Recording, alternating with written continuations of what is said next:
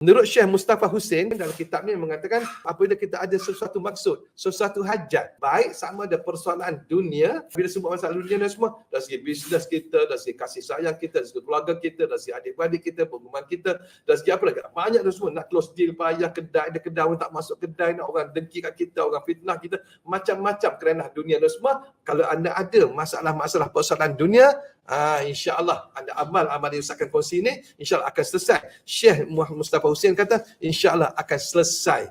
Dan juga kalau ada masalah akhirat juga akan selesai, tuan-tuan. Amalan ini tuan-tuan semua, tuan-tuan kena baca dah sebelum semayang subuh. Lepas azan subuh, anda semayang sunat subuh. Anda semayang sunat subuh 2 rakaat kepada Allah Taala, selesai bagi salam, terus anda baca apa? La ilaha illallahul malikul haqqul mubin. Kalau berhenti kena baca macam ni. La ilaha illallah, berhenti al-malikul haqqul mubin. Jangan macam ni. La ilaha illallah, berhenti hul malikul haqqul mubin.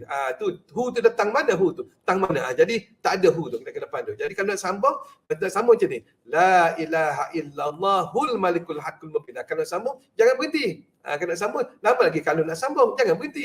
Ni tuan-tuan nak berhenti tapi tuan-tuan sambung. Tak ada.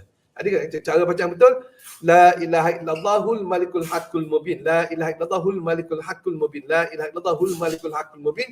Sebanyak berapa? 100 kali. Sekejap tak sampai pun. Ada 2 minit, 3 minit tak sampai pun.